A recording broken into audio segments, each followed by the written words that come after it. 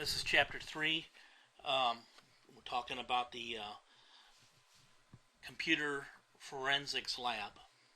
Okay, and that's where you conduct the investigation, store evidence, and do most of your work. The American Society of Crime Laboratory Directors, ASCLD, website, ascld.org, has some guidelines for managing a forensics labs and acquiring an official crime lab certification. They also have a certification program at ascld-lab.org for guidelines on how to audit lab functions and procedures to ensure quality and consistency.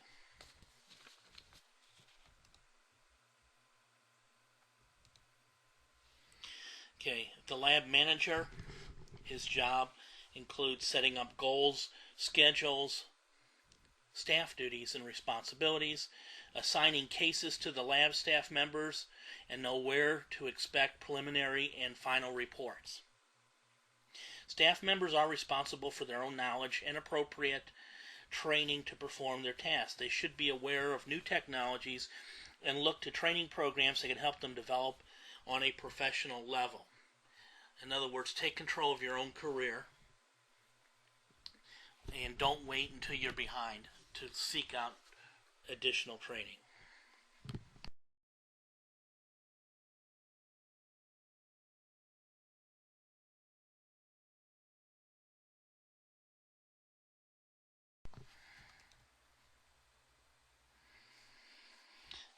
As far as budget planning, break down the costs into daily, quarterly, and annual expenses. Use past investigation expenses to extrapolate expected future costs. Include hardware, software, facility space, trained personnel, and changes in technology. The lab manager is responsible for planning the lab budget.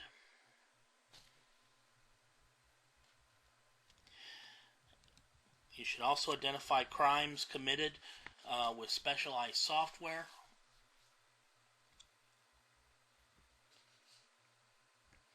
The requirements for setting up a lab for a private company include hardware and software inventory, problems reported last year, future developments in computer technology.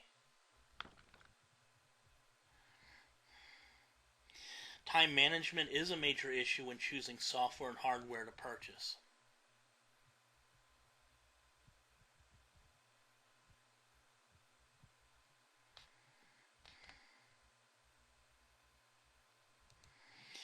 As far as acquiring certifications and training,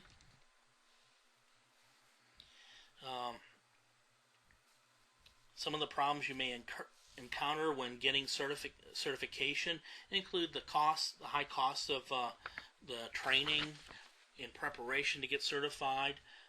Certification programs can be expensive, and the requirements can be hard to meet. The most well-known certification programs and organizations include the International Association of Computer Investigative Specialists, IACIS, High Tech Crime Network, HTCN, NK Certified Examiner Certification, High Access Data Certified Examiner Certification, High Technology Crime Investigation Association, Sysadmin Audit Security, in other words, SANS Institute, Computer Technology Investigators Network.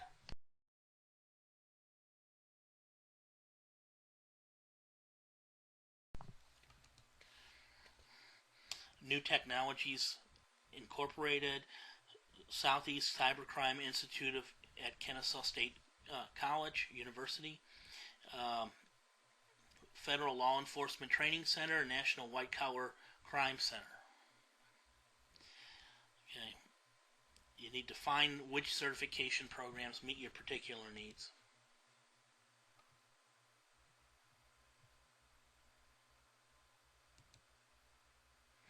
Physical requirements for a forensics lab. Remember, Most of your investigative processes occurs here at this lab, so the lab should provide a safe and secure physical environment for you and for your evidence. As with any other lab, you should perform inventory controls on your assets to help you know when it's time to reorder lab supplies. The forensic labs is a secure facility with special security requirements oriented to preserve the integrity of the evidence, data, and the lab work done there. Here's a list of minimum requirements for the lab. Small room with true floor-to-ceiling walls, door access with a locking mechanism, secure containers such as a safe or heavy-duty file cabinet with a quality padlock, a visitor's log listing all people who have accessed your lab, and authority and access levels. You need to make sure that you have a security policy and that everybody is aware of it and understands it. Otherwise, it's just like not having a policy at all. You need to make sure your staff members are briefed about the lab's security policy and any changes that you make over time. High-risk investigations cannot be conducted in a regular forensics lab facility. Instead, they should be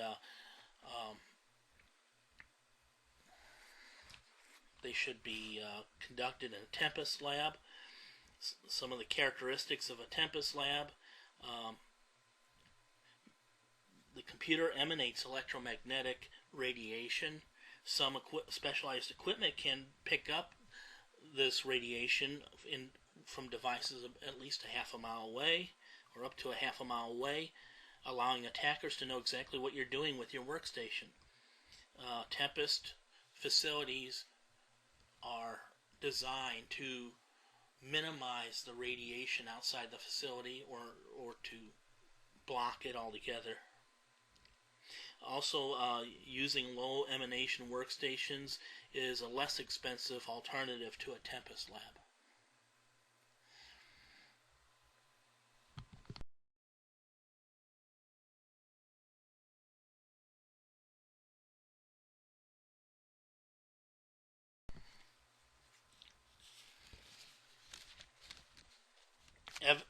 Evidence lockers or containers. They must be secure to prevent unauthorized access to the evidence. Security recommendations include a restricted area, a minimum number of authorized people to access the container, and always lock the container when it's not in use. If a combination lock mechanism is used, here the practices that you should use include provide the same level of security for combination as for the container's contents, destroy any previous combinations after setting up a new combination,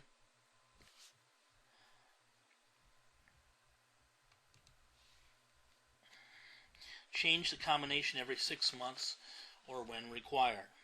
If you're using a keyed padlock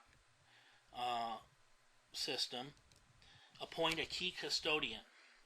Stamp sequential numbers on each duplicate key. Maintain a registry listing which key is assigned to which authorized person.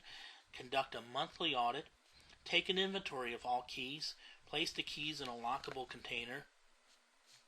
Maintain the same level of security for keys as for evidence lockers. And change locks and keys annually.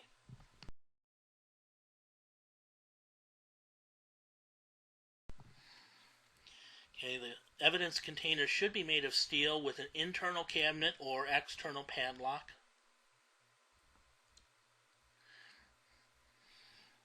The convenience of having a built-in evidence storage room in your lab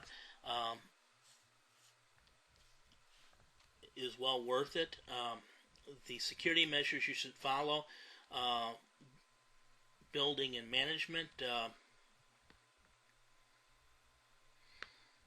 If you can afford it, whenever possible, build the storage evidence storage room. Okay, Buying a media safe or keeping an updated evidence log is also highly recommended. Overseeing facility maintenance ensures the safety and health of the lab staff members.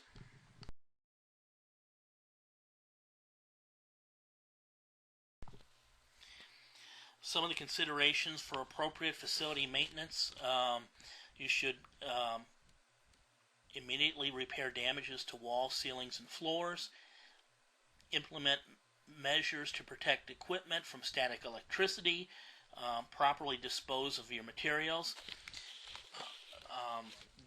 These and other precautions should be used to also prevent dumpster diving, which is a technique social engineers use to obtain information from materials wrongly placed in the dumpster, in the garbage, such as social security numbers, credit cards, and old password lists.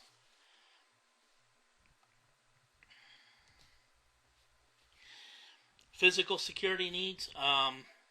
Some of the mechanisms you have to enforce your policy. Sign-in logs for visitors. Escort all visitors while they're inside your lab. Alert others to the presence of a visitor. Install alarm systems and hire guards to protect your premises, especially at night.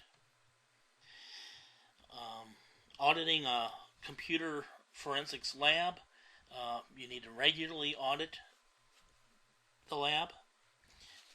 It helps you to better enforce policies. Some of the items in your audits should include ceiling, floor, roof, and exterior walls of the lab, doors and door locks, visitor logs, evidence container logs, and at the end of every workday, secure any evidence that's not being processed on a forensics workstation. Okay, as far as setting up a floor plan, there are different scales of being able to do it, and these slides will show you that here their evidence cabinets are locked, but not necessarily in their own room. That's a low end or small or home-based lab. Okay. Basically, it depends on how many workstations, how many workbenches, the working size area, number of exit doors, evidence room description, and communication options, whether you have phone, internet, LAN, or WAN connections, or all of the above. Here's a little larger facility.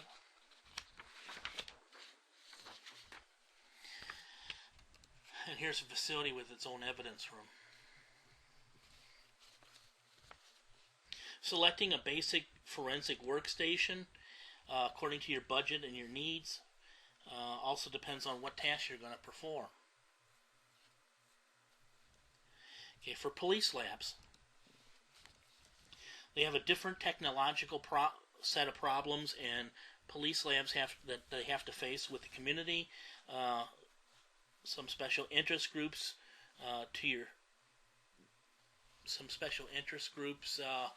may influence how you equip this lab. General rule is one computer investigator for every 250,000 people in a region, and one multi-purpose forensic workstation, and one general purpose workstation. For private and corporate labs, it's usually easier than for police labs, since you deal with a more homogeneous environment where you know exactly what kind of hardware and software platforms are being used, so you can plan your lab accordingly. Also, you should plan on stocking certain hardware peripherals besides your workstations, including IDE cables, ribbon cables for floppy disks, SCSI cards, preferably ultra-wide SCSI cards, graphics cards, both PCI and AGP types, power cords, hard disk drives, at least 2.5-inch notebook style hard drives to standard IDE, ATA, or SATA adapters, and of course your computer tools.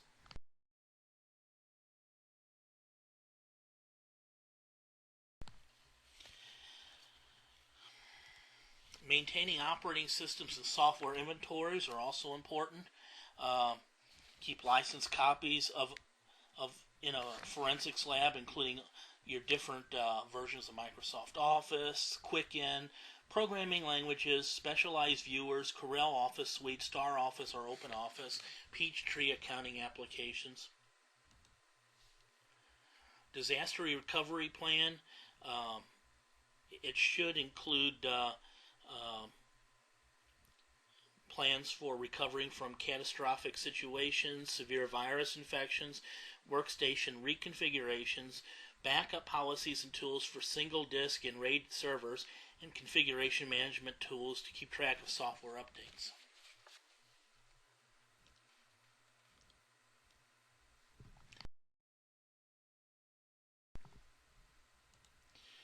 Okay. Risk management involves determining how much risk is acceptable for any process or operation. How to identify equipment you need. You need to identify how much equipment you need and how often it should be replaced. You should probably try to plan it so you're not needing to replace all of your equipment at the same time in the same fiscal year. For your budget purposes, it's going to make it much easier if you stagger your replacements. Computing components last 18 to 36 months under normal conditions. Schedule upgrades at least every 18 months, preferably every 12 months in more ideal situations.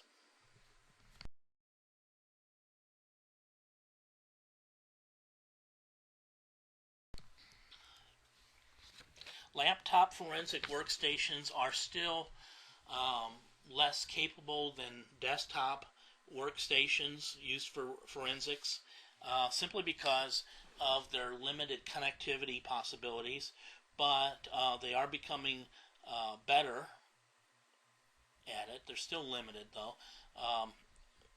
You should have at least a FireWire port, a USB 2 or 3 port, PC MCIA, or that's what they used to call it, or PC card, SATA hard disk.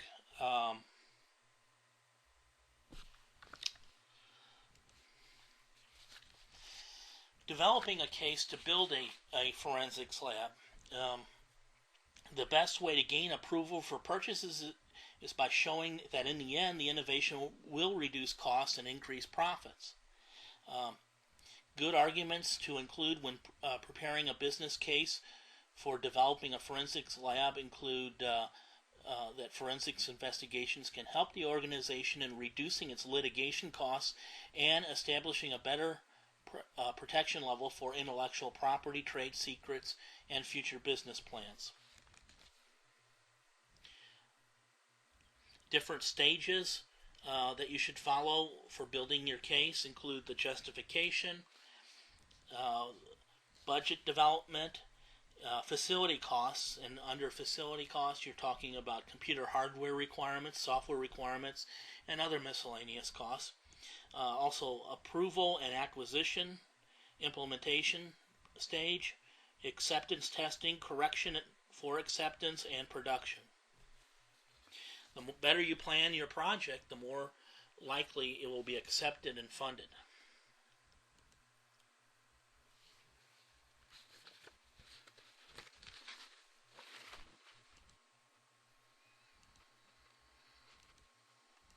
Okay, that's the end of chapter 3.